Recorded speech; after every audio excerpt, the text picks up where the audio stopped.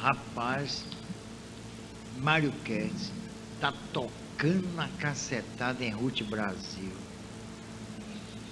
Ele chama de Ruth Iraque. Iraque. Ele fez uma entrevista com ela. Disse que ela foi um cavalo batizado. Pintou o diabo. Ela tem até um spa. É um esparro. Ele chama de espaguete, espaguete. Diz que a pessoa fica nua, abraçando as árvores, recebendo energia. Isso é de Mesmer, rapaz. Ela está copiando Mesmer, coitada. Ela não, ela sempre foi ligada à Federação Espírita.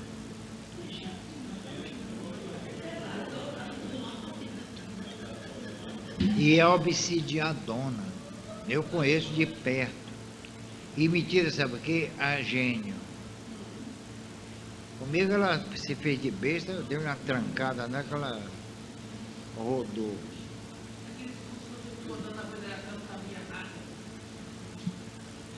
Eu dei uns cursos sobre metapsíquica na federação. Ela me botava lá nas alturas. E fingia que sabia o que eu estava falando. Ela fingia. Foi. Aí ela fez estupidez como o diabo com a Marquês. Aí a Marquês chama ela de Ruth Iraque. Não é Ruth Brasil, não.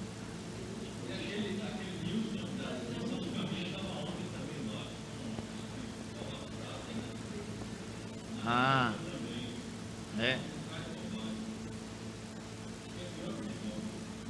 Quem? Nilson.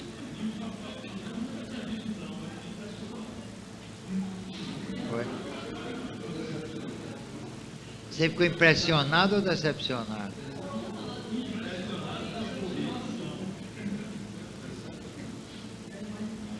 Eu não sei não. O outro deu um curso sobre a matemática e a mediunidade.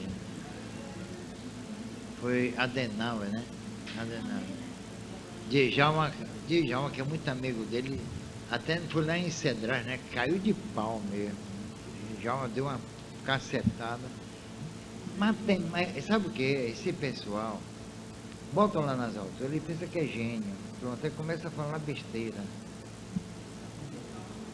Ele acha que matemática pode ser, a mediunidade precisa ser analisada à luz da matemática. Matemática de quem?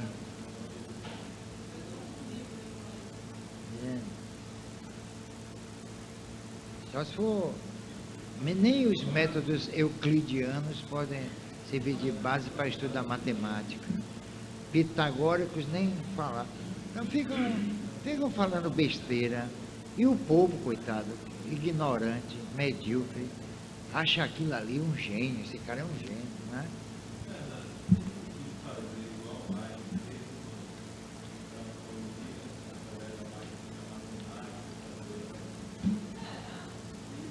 Mas ele é muito medíocre.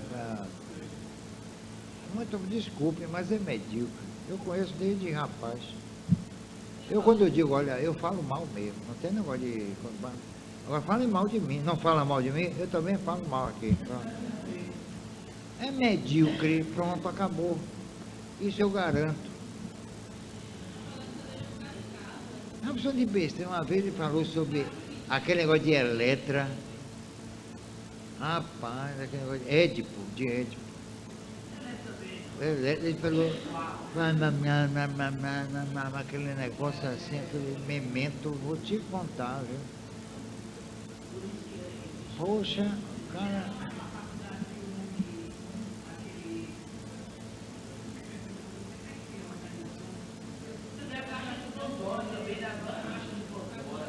É.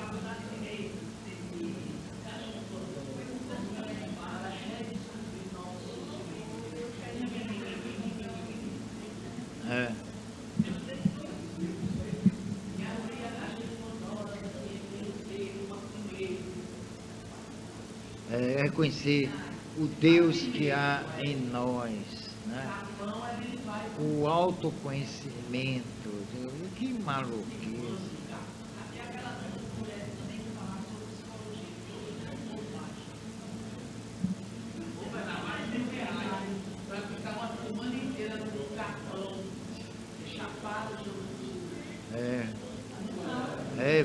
Termina sendo capado lá, vai pro capão. Termina sendo capado. Ô, safado não, é capado.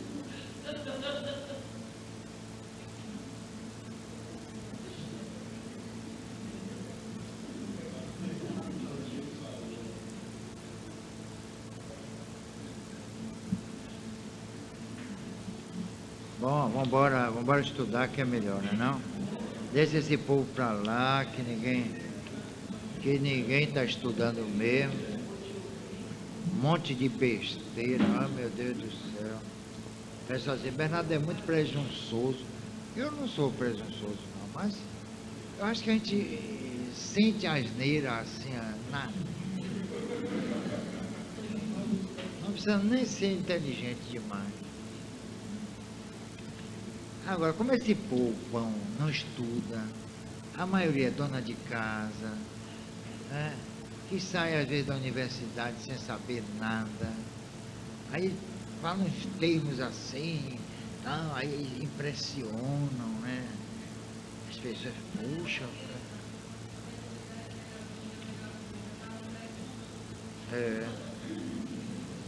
Rapaz, vocês já viram o negócio da mediunidade megazônica, megafônica?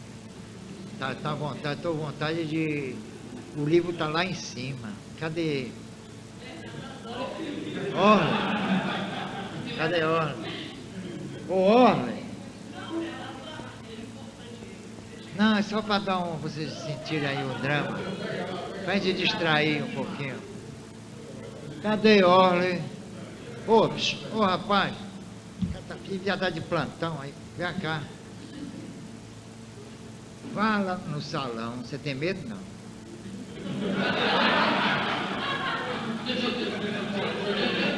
Vá lá no salão e pega aquele livro assim, Desesperos Obsessivos.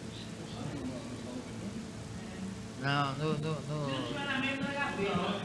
no salão de lá do cabeleireiro.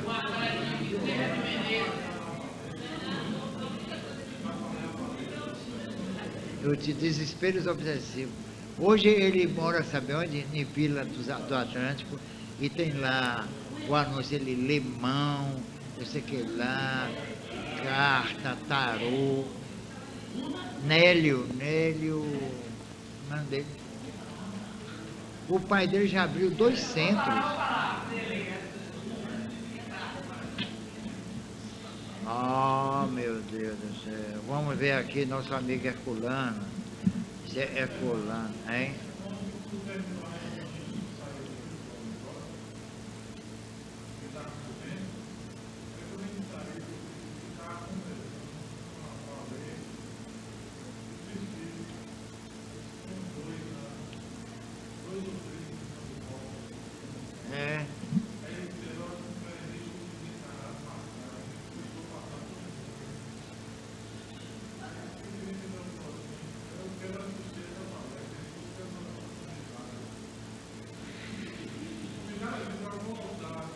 Quem?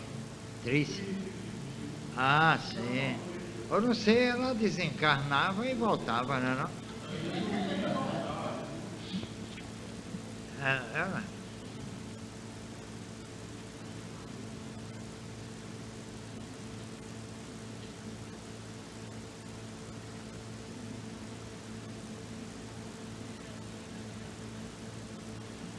O negócio é sério, rapaz. Da megulosidade megazônica, megafônica.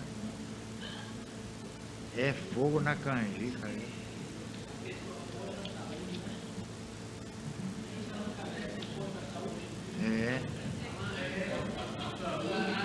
Seguindo aqui. Eu queria. Eu queria que a saúde me perseguisse.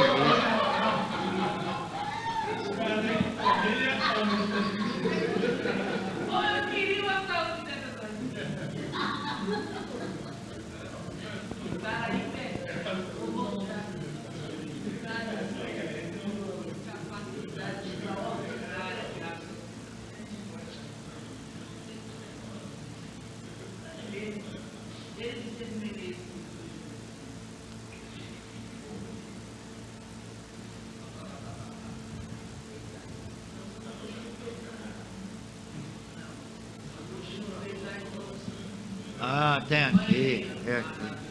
Eu até marquei aqui alguns trechos. Aqui, ó. A foto do cidadão aqui. Eu ainda vou, olha, sei não, eu ainda vou pagar minha língua. Bom, um dos trechos aqui. Kardec ensina a vivência com a doutrina espírita. E Jesus permitiu a chegada de Kardec para argumentar e não ornamentar a vocalidade vocacional da capacidade intrínseca dos espíritas. Entenderam? É dose para elefante, viu? Aqui tem: o Deus vivo acalenta. O Deus vivo acalenta. Onde é? Deus vivo, tem Deus morto. A injustiça tolera iniquidades cometidas dia a dia. Não permite a insistência agressiva, violenta do sorriso fanaticida nos conselhos involutivos imperfeitos causados por obsessões diversificadas e diferenciadas na leitura cerebêutica espiritual.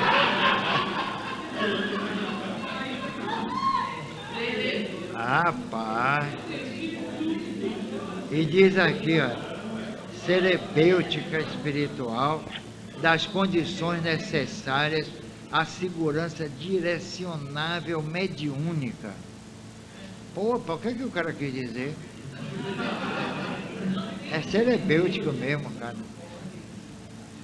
Vestimos de luz o abraço do Cristo Jesus nos pensamentos alegráveis, condicionando missão, predecessão, predeterminação por emoções indiscutíveis da messianidade co-organizada pelos laços intransponíveis na espiritualidade.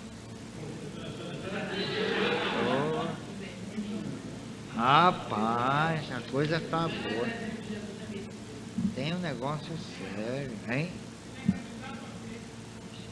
É data obsessão, e foi eleito. E foi eleito.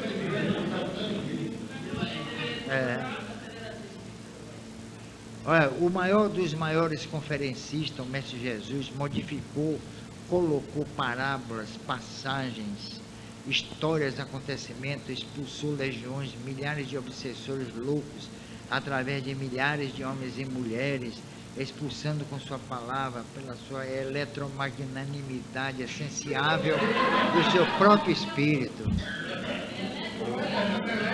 Eletromagnanimidade essenciável do seu próprio espírito. Rapaz, tá parecendo aquele Astromar, aquele da novela, se lembra da novela? É o pai que publicou e a mãe.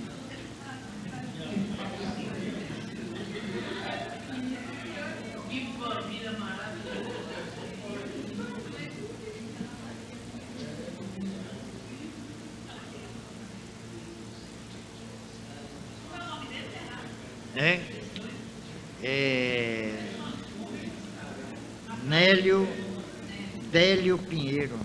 Olha aqui, ó. A sensatez e a primavez partem de um único princípio, a coerência.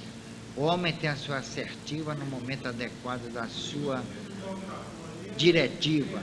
Não basta para ele negar os conceitos vertentes e vertiginosos dos desequilíbrios incansáveis da loucura. Rapaz, Ele disse que é de Bezerra de Menezes. E Santo Agostinho fez a introdução. É mole.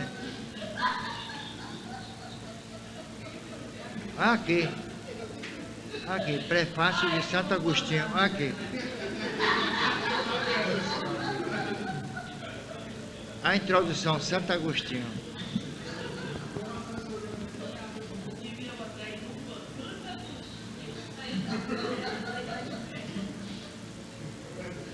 Aqui, ó. Quer ver outra aqui? A psique constrói através do que ela destrói no íntimo físico, interpretado nos acontecimentos, nos aconselhamentos entrelaçados dia após noite, num convívio destituído de alegria, o complexo feito humanicamente denigra e danifica a anatomia quimiológica e fisiológica do pensamento semiperispirítico. Semiperispirítico. Rapaz. Rapaz. É um negócio de doido.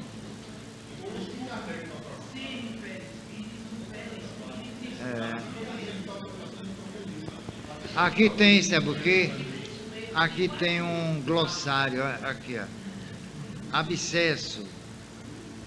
Abscesso, tumor.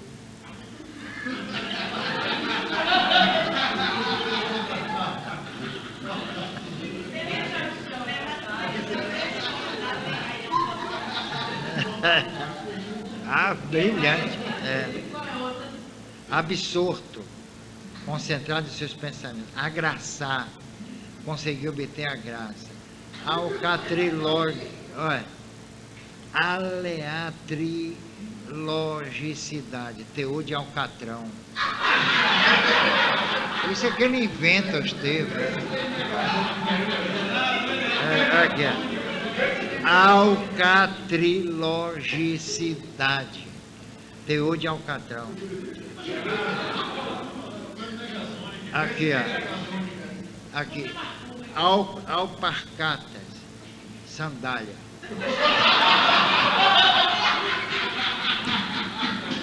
Meu Deus do céu. Você está imitando isso aí. Dá vontade de levar para um congresso. Né? Aqui, ó. Ambituosamente, relativo a âmbito.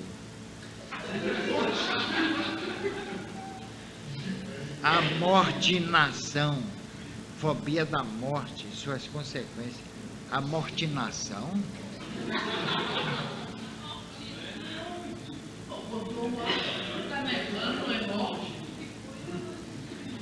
Arqueoquímica, arte da química. Deixa eu ver. Bio-obsessivo, obsessão pelo excesso de qualidade de vida.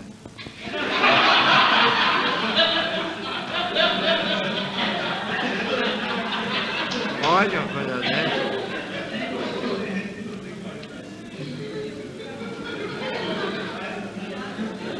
Parece piada, né, rapaz? Isso parece uma mentira. Olha, biogônicos. Sabe o que é? Biogônicos. Estudo da vida e suas consequências. Vou fazer um estudo biogônico de vocês. Canonífera. Canonífera. Ato de canonização e seus erros. Carmicioso. Quem adivinhar? Que gosta de carniça. Carmicioso. Leva. Hein? Ligar o quê? Ficar de carniça. É referente a karma.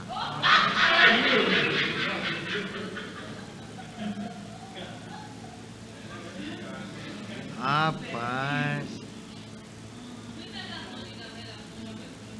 Olha, células rimáticas.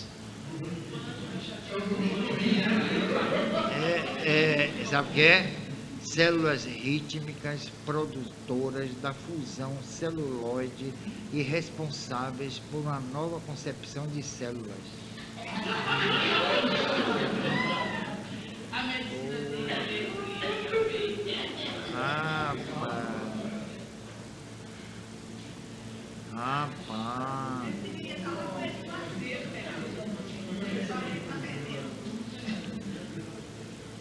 Você sabe o que é conectências? Conectências. Desentendimento verbal.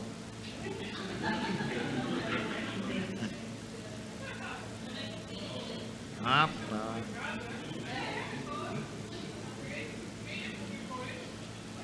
Hein? O pai dele é tão doido quanto ele. Rapaz. Ah, essa aqui é boa aqui, ó. Repare, preste atenção, ó. Egomentacaprichosidade. Egomentacaprichosidade. Mentalidade egoísta. E caprichosa através das idades.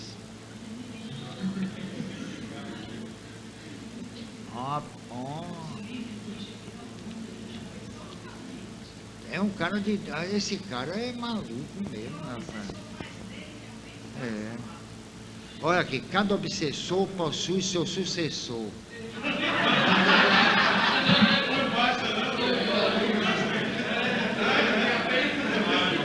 Ó.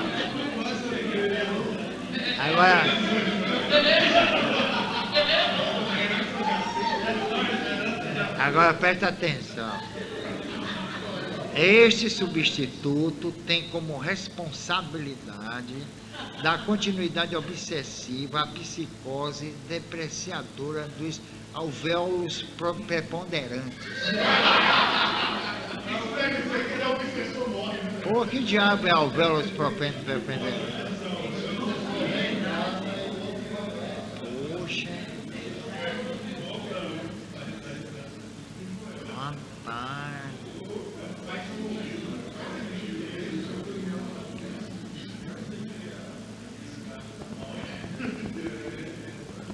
Ah, essa aqui é que tá boa, ó.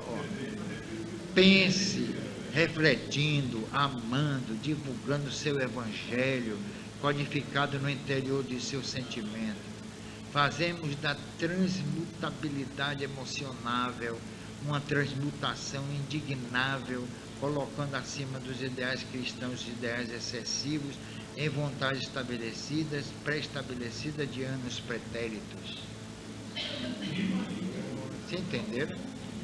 Profundo mesmo, né? Rapaz, é por isso que disse no fundo todo mundo.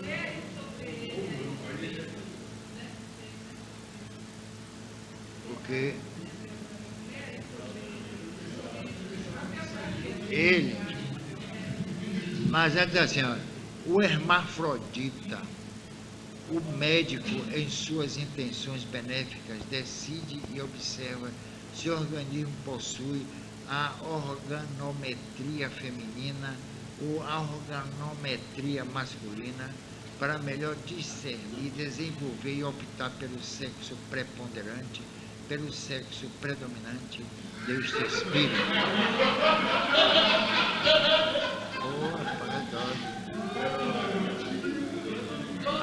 A definição do sexo do espírito inicia-se antes mesmo da fecundação, antes do coito divino.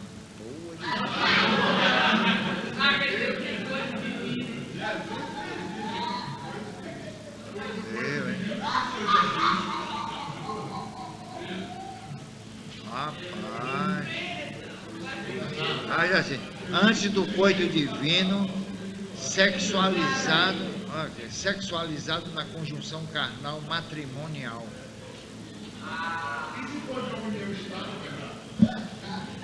Aí não é divino, aí não é divino, não é divino.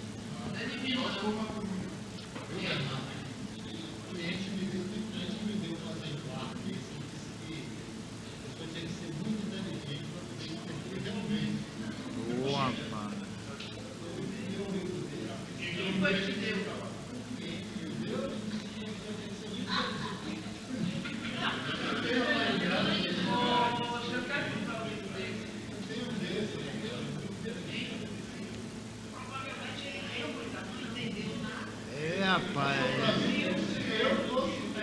Aquele negócio de Kardec, cadê, rapaz, que eu não acho?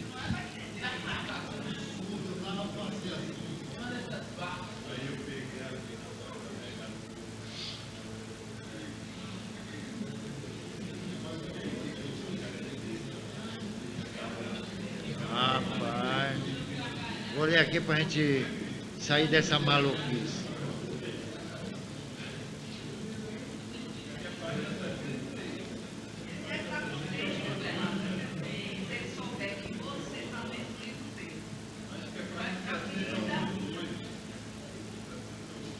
Rapaz, é cada maluquice. Ah, o quê? Objeto de estudo, é. A gente está estudando o que é loucura. Não é mole não. É fulano Pires também não fica atrás muitas vezes não, viu?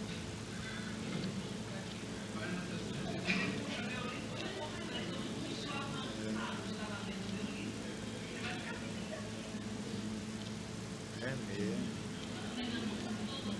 Deixa eu falar. Ó.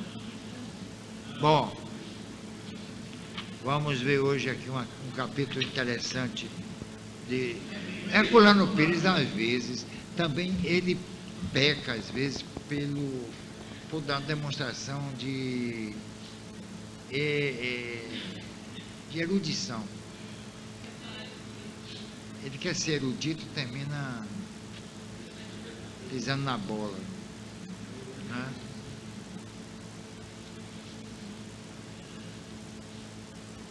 Deixa eu ver aqui um trabalho dele aqui. A gente não também cometer injustiça.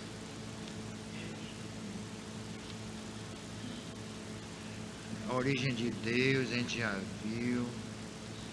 Olha aqui. O conceito de existência impôs-se à filosofia contemporânea, página 65. Contemporânea, pela necessidade de se distinguir o simples ato de viver comum a todos os seres vivos.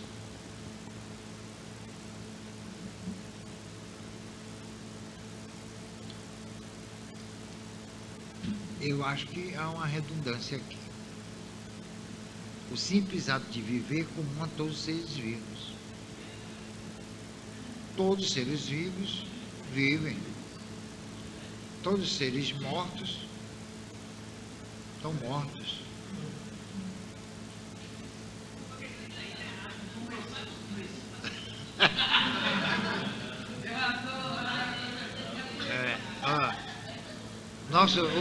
Olha, trabalho de estudo de espiritismo tem que ser com raciocínio, com lógica, porque esse negócio, porque o espírito disse isso, porque Kardec disse aquilo, porque José disse aquilo, isso não é estudo de espiritismo. O espiritismo é crítico, irreverente muitas vezes, né? E às vezes as pessoas me julgam mal. Eu acho que a gente tem que a gente não pode ser mais realista que o próprio rei, mas pelo menos nós temos que estudar com discernimento. Vamos dizer assim, o conceito de existência impôs à filosofia contemporânea pela necessidade de se distinguir o simples ato de viver comum a todos os seres vivos. O simples ato de viver é comum a todos os seres vivos, vocês não acham, não? Não podia ser nem comum, né? Do ato complexo e profundo de um viver ascensional. Veja só. Agora a gente vai ver o que é que ele quer dizer com viver ascensional. É como dizer assim, todos vivem, mas nem todos ascendem. Eu acho que é isso que ele quer dizer. Mas vamos ver a diferença que ele faz, né? Vamos ver se ele faz essa diferença entre o viver por viver e o viver ascensional, certo? Bom, andar, mover-se de um lado para o outro, buscar alimentos, evitar perigos, entregar-se às funções instintivas de conservação e reprodução da espécie, todos os seres vivos fazem naturalmente. Todos os seres vivos o fazem. Falta um U aí, né? Não é não? Não é? Todos os seres vivos fazem naturalmente. Fazem o quê? Então, mas escalar uma montanha exige intenção, pensamento, vontade ativa, guiada por objetivos definidos, um esforço que implica todas as possibilidades vitais do homem, posto a serviço das suas subjetividade, né? Dizer subjetividade, né? Ele quer dizer abaixo, né? Pode ser. Do saber, do sentir, do querer, do amar, do aspirar e do fazer. Todos esses dispositivos interiores do ser humano, que são as molas do seu existir, e outros facilmente perceptíveis numa análise mais minuciosa, constituem a sua subjetividade. Por isso a existência subjetiva está em nosso íntimo, pertence ao que podemos chamar de psique e não ao soma, ao corpo material. Há nome dos seres que se conjugam na sua facticidade, ou seja, na sua organização, com a qual ele surge feito na existência e não por fazer. Há o ser do corpo e o ser da existência. No ser do corpo acumulam-se os elementos vegetativos da vida e no ser da existência projetam-se os impulsos da transcendência. Olha, eu acho, na minha modesta opinião, que ele está invertendo as bolas. Aí é que está o grande novóide da questão. Ele está criando dois seres: o ser material e um ser existencial. Quando, na verdade, quem determina a vida é o ser, chamada objetiva. Ou, para ser freudiano, da vida inconsciente e consciente. É ele, o espírito, que tem as rédeas nas mãos. Ele que comanda. Então a gente não pode estabelecer uma dicotomia. Isso porque é interessante. Hoje mesmo eu estava falando lá no pessoal na livraria, se não me falha a velhaca da memória, como dizia um professor amigo meu. Essa questão, parecendo uma dicotomia, eu e o corpo, eu e as necessidades do corpo. Parece que eu sou uma coisa e o corpo outra, quando não é assim. O corpo obedece a um planejamento, mas um planejamento flexível. Por que flexível? Para estar em consonância com as circunstancialidades do meio em que ele vive. Porque se não for assim, tudo está previsto no corpo, tudo já está traçado, tudo já está definido. Aí criaria uma situação, vamos dizer assim, muito difícil para o espírito superar. Então há realmente uma programação, mas uma programação, como eu disse, flexível, e que tem nela uma predisposição para determinados fatos que o espírito não sabe que vão acontecer na sua mundividência social. Certo? Então eu reencarnei, vocês reencarnaram. Nós trouxemos alguma coisa, claro, do passado, de vidas passadas, não é isso? vamos chamar assim. Embora eu não considere vida passada coisa nenhuma, porque a rigor não existe o passado. Aí, porque a gente sempre está no presente. Qualquer coisa que a gente faça, a gente está no presente. Não é? A gente sempre faz as coisas no presente. Ou não? Mesmo o futuro você tem que fazer no presente. Por exemplo, amanhã você vai a um banco. Eu vou ao banco tal. No momento que você está indo ao banco, é presente. Não é? Qualquer coisa que você faça é presente. Mesmo que seja no futuro. Ou naquilo que nós chamamos de futuro. Que seria um dia atrás do outro. Através do que? De um fenômeno físico. Nascer e pôr do sol. Então ele está falando aqui uma coisa, o ser, há o ser do corpo e o ser da existência. Qual seria o ser do corpo? Parece que existe uma independência, como Gabriel Delane falou, e muito mal, que o perispírito pode se tornar autônomo. Vocês viram isso em Alma Imortal? Viram? No livro A Alma Imortal dele? Ele deu uma topada que eu vou te contar, viu? Ele disse que o perispírito pode se tornar independente do espírito, criação própria ou ações próprias. Isso não é verdade. O perispírito é apenas uma configuração, é algo que existe temporariamente, é uma ficção, pode até se dizer. Ele pode existir ou não e não afeta nenhuma a vida do espírito. Só que nós não sabemos ainda que é o espírito, que somos nós. Nós podemos saber que é o perispírito. Nós podemos saber. O revestimento do espírito, o invólucro do espírito. Mas quais as funções reais do perispírito em relação ao espírito? E quais as funções do perispírito em relação à vida terrena? E quais as funções do perispírito em relação à vida corpórea? Então a gente tem que ver essas três premissas. Primeiro, relação perispírito e espírito.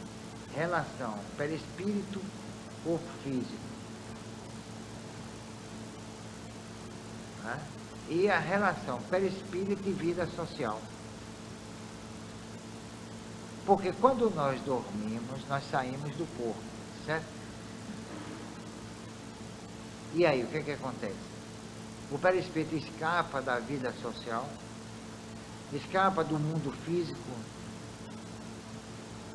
e vai viver, ou vai pelo menos vivenciar o mundo chamado imponderável. Eu não chamo nem mundo dos espíritos. Porque onde é que vive o espírito? Qual a esfera de existência do espírito? Qual é? Qual é o mundo do espírito? É o perispírito. Ou não é?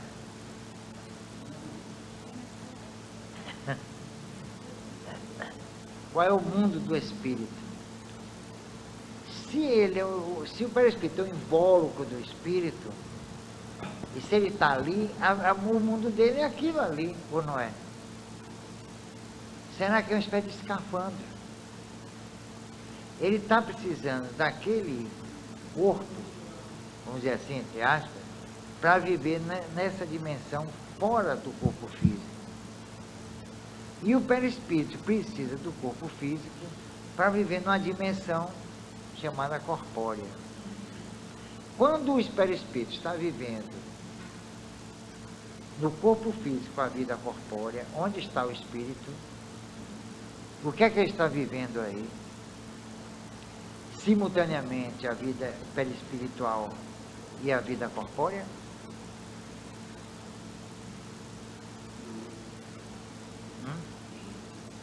Sim ou não?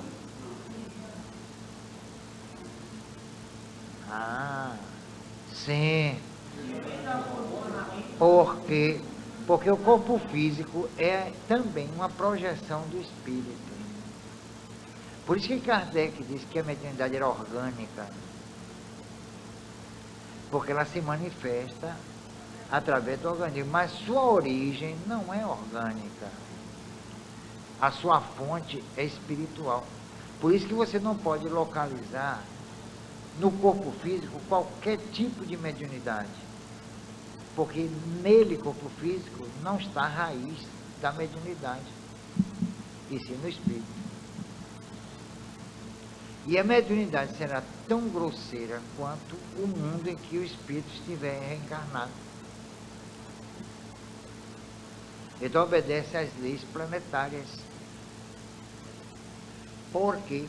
Porque as energias de que o espírito vai se valer para realizar os fenômenos são energias planetárias e não dele.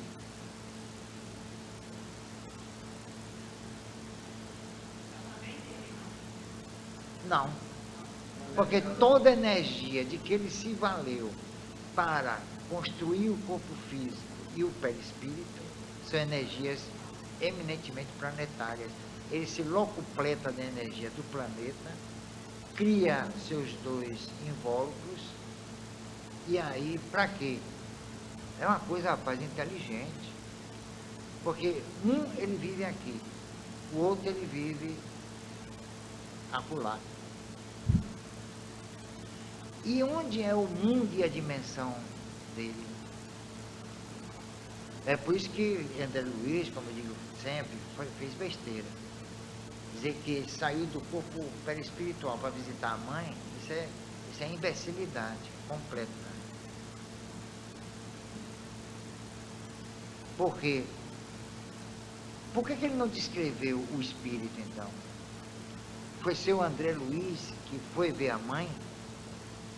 Quer dizer, um fato eminentemente ligado à vida planetária, sendo relatado como se pertencesse à vida cósmica. Porque a figura da mãe existe aqui, mas lá não. Lá todos somos iguais. Somos centelhas divinas, não tem lá? Se somos centelhas, como diferenciar uma centelha de outra centelha? Se todos são centelhas. Não é? Ou não é? Estou certo ou estou errado? Aí André Luiz falou bobagem. Tá bom de pegar até esse trecho e a gente fazer uma crítica na internet, na página do Thelma. Que o senhor André Luiz comentou asneira, fez besteira. E larga lá a pamonha.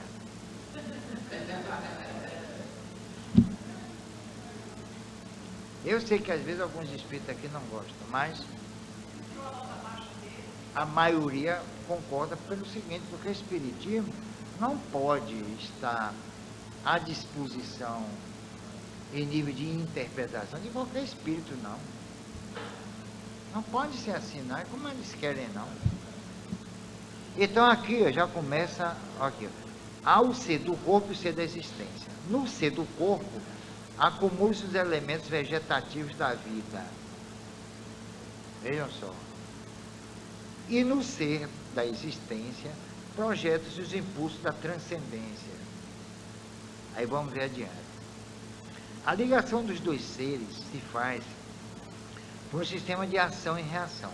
O corpo sofre a ação do meio sobre ele e capta o meio através da percepção, reagindo imediatamente através do fazer. Perceber e fazer constitui assim o fundamento dinâmico de viver, que interliga os dois seres do homem numa consequência dialética, liga o homem ao mundo. Olha, ele se perdeu nele mesmo. Ele está mais perdido aqui agora do que piolho em cabeça de africano. Tem cabeça de africano. Então, resultado, ele vai criar essa dicotomia, corpo, né? Ele não fala nem espírito. O ser da existência de que ele está falando pode ser o perispírito. Né? Ele está fazendo aqui uma barafunda. Ele parece até que o corpo físico tem vida autônoma, e não tem. Ele tem vida dependente. Por isso que Gabriel Delânio se confundiu um pouco quando disse que o perispírito podia ser autônomo, ter uma autonomia. Não pode também. Porque nunca se falou, a não ser André Luiz, em o espírito sair do perispírito e deixar o perispírito em que lugar? Hein? Num estacionamento, para estar lá. O perispírito sim, que pode sair e deixar o corpo lá. Mas o espírito ainda não. Ele ainda não pode se liberar do perispírito. Isso quer dizer que o espírito ainda não conhece a sua própria dimensão.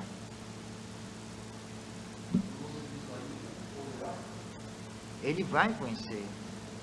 Agora vem aí a tese de Kardec, que atrapalha mais ainda a coisa. Que o perispírito vai se fundir com o tempo ao espírito. Aí que bagunçou todo o coreto. Então o perispírito vai perder a forma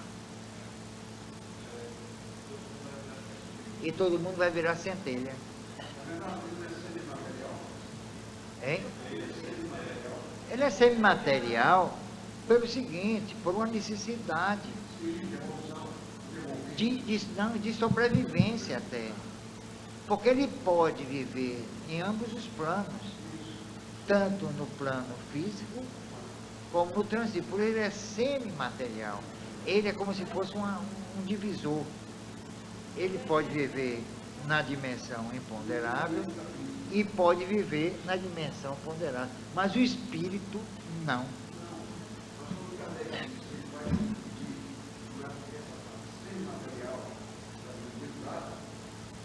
O Kardec talvez tenha falado no seguinte: o processo, o evolver do espírito vai provocar, claro, o envolvimento do perispírito, a ponto de ambos se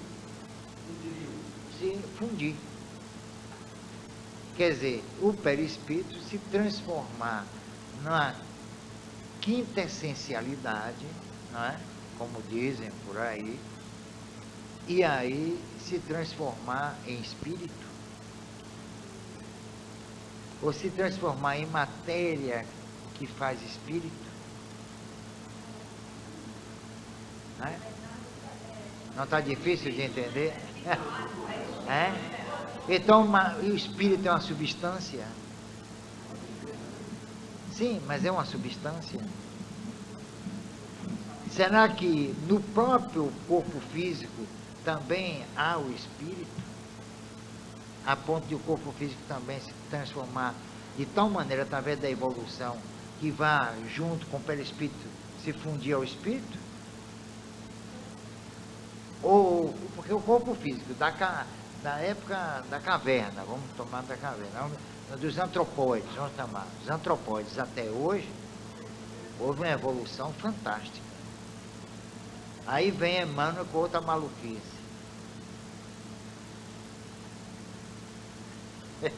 Eu não congresso fiz, rapaz, eu acho que, quando eu olhei para a sala, porque eu fico falando, não presta atenção, eu digo, diminuiu aí o povo, a maioria tinha saído. Aí vem Emmanuel com a maluquice dele. Aquele problema de quando nos interstícios das reencarnações, quer dizer, nos intervalos, os espíritos encarregados da nossa organogênese fizeram certas operações no perispírito para acelerar a evolução.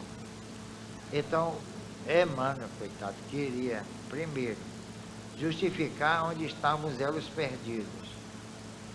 E começou a bagunçar o coreto, hein? Isso é uma estupidez, porque a evolução depende do evolver do espírito. O corpo físico é reflexo, vive de reflexo. A medicina, coitada, que pensa que tudo está no corpo físico, ela está mais atrasada do que se pensa. Ela parou no tempo e no espaço. Ela só tem a tecnologia. Parou. A medicina não existe mais. O que existe é a tecnologia. Você quer tirar uma tomografia, entra numa máquina. Você quer tirar isso, entra numa máquina. É uma máquina, é o computador. Onde está a medicina? Hein? Que estuda a evolução do corpo físico. Onde estão os estudos que denunciam, determinam a evolução do corpo físico? Em lugar nenhum. Ela está pensando que conhece o corpo físico através da máquina, quando a máquina não determina a essencialidade dos órgãos.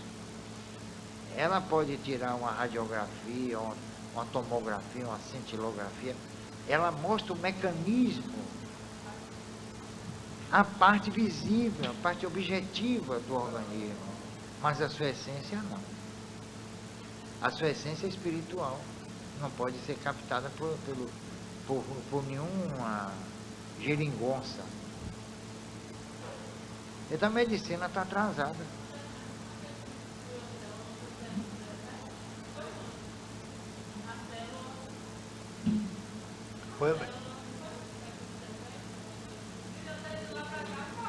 Olha, de lá, do século XIX para cá, nada se fez em torno da medicina. Porque descobre isso, descobre aquilo. Tudo é na base do computador, e simulações, e hipóteses.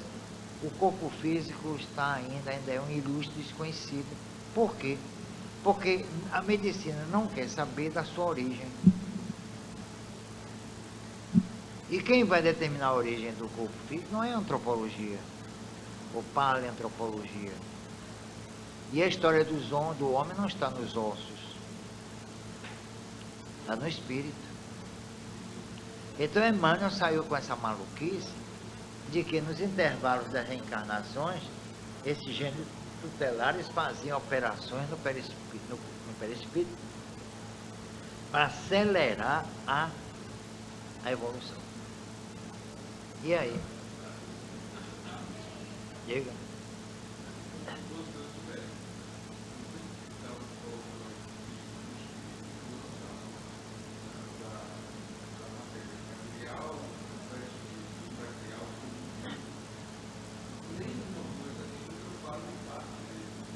Não fazem parte dele.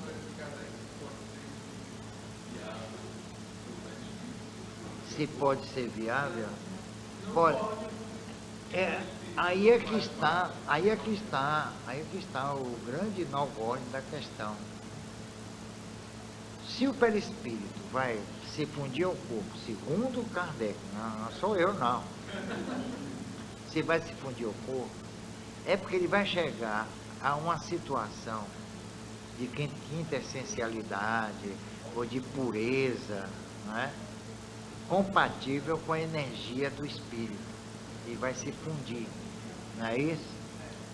Bom, de onde tiraram a matéria para se fazer, para se criar o espírito? Foi de uma matéria, vamos chamar matéria, vamos chamar energia.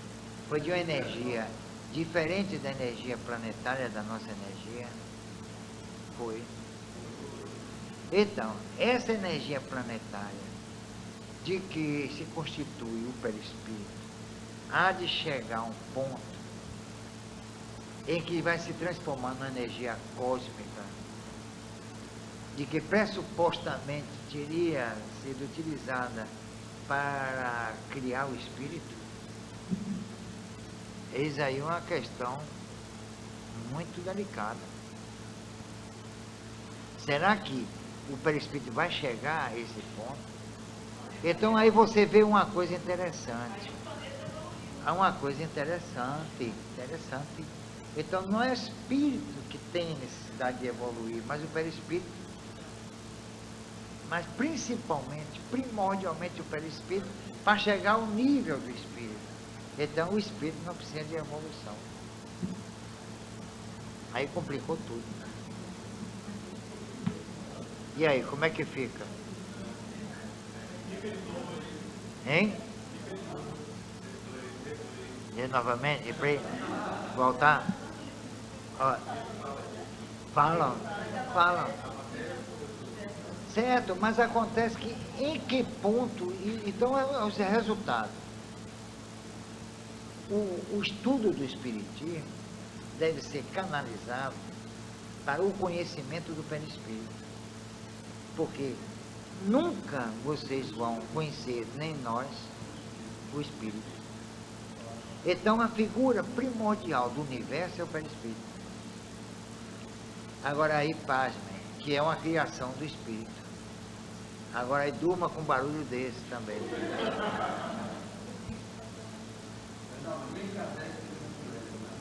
Hein?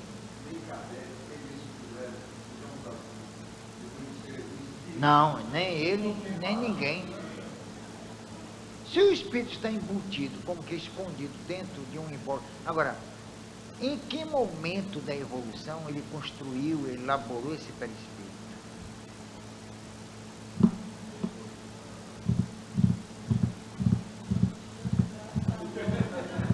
Hein? Em que momento? Foi brotando dele? Não. Porque existe uma independência, aí sim, entre espírito e perispírito. O perispírito se liberta com o espírito do corpo físico.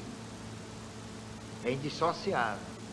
Mas o perispírito pode se libertar do corpo físico. E agora, como é que ficam as coisas?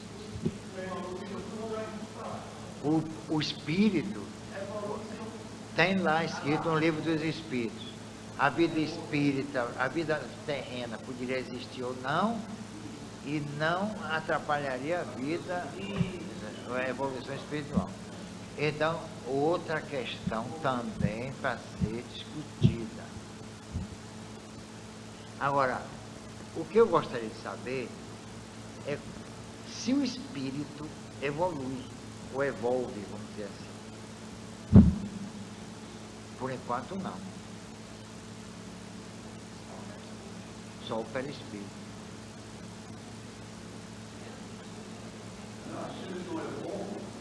Hein? Aí é que está. A função dele foi plasmar o perispírito e, através do perispírito, que é um modelo organizador biológico que chamam, promover o que? O corpo físico, a construção, digamos assim, do corpo físico. E tudo é o quê? E tudo é energia. E tudo pode desaparecer. Então tudo pode sumir. O corpo físico some. O perispírito também.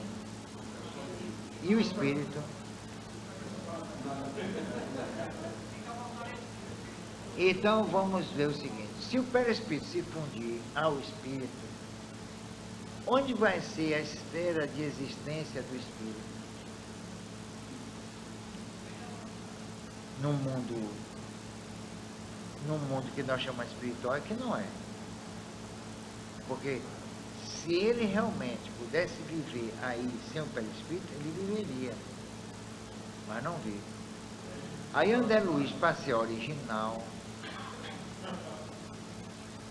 mas de uma forma perigosa, ele fala na saída do espírito, do perispírito, para ir visitar a mãe. Agora, reparem só.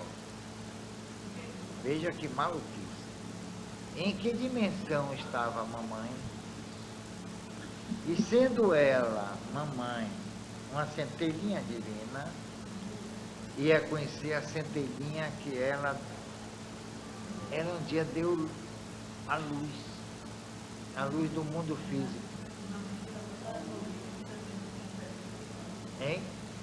E mamãe aí não tinha perispírito.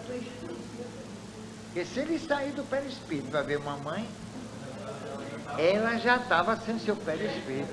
Ou então ela já estava fundida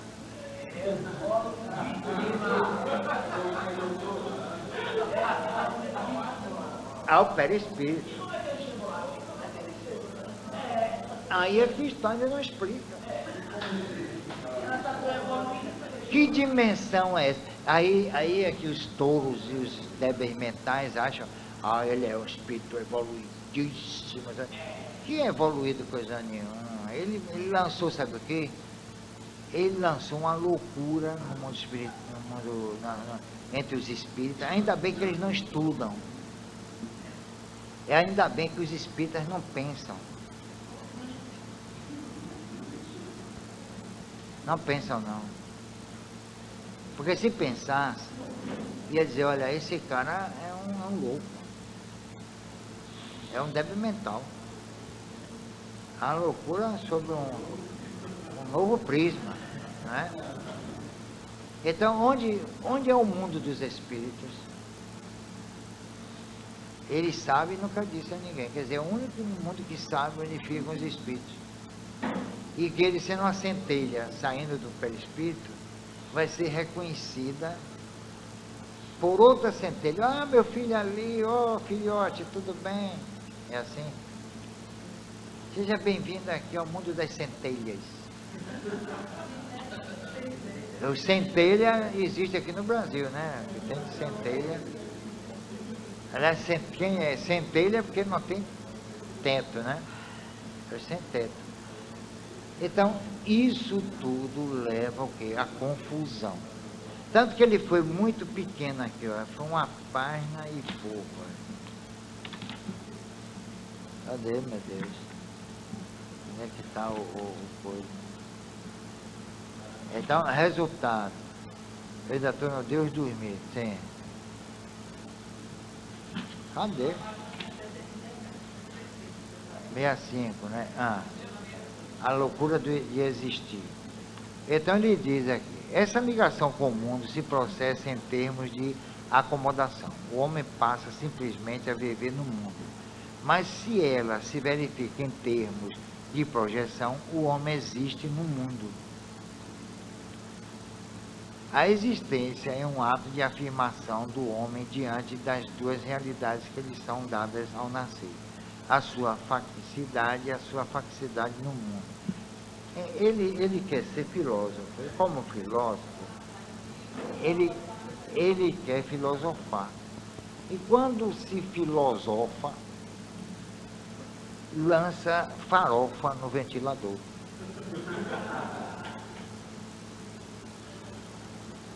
Então é uma linguagem arrevezada que todo filósofo se preza de ter. E que não explica nada porque ele não sabe. Aí fica nessa lenga-lenga, nem faz cocô, nem sai do mato.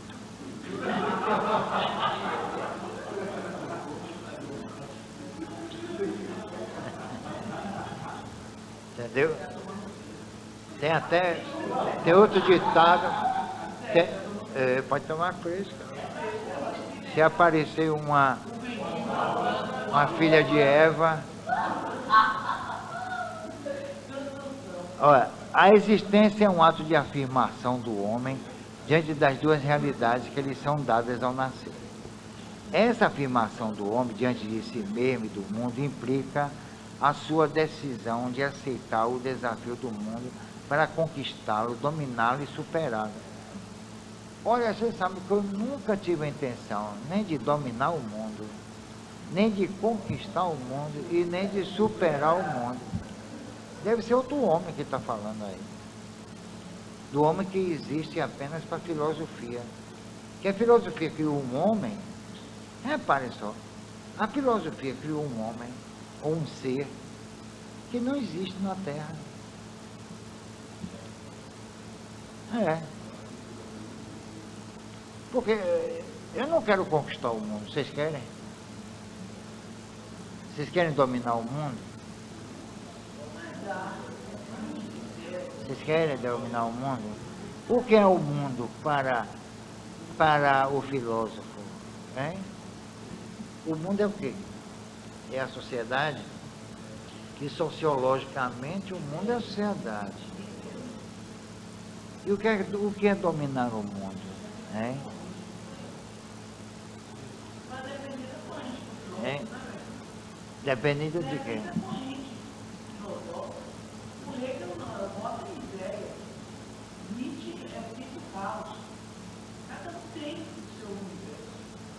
Eu acho que é uma questão apenas de visão.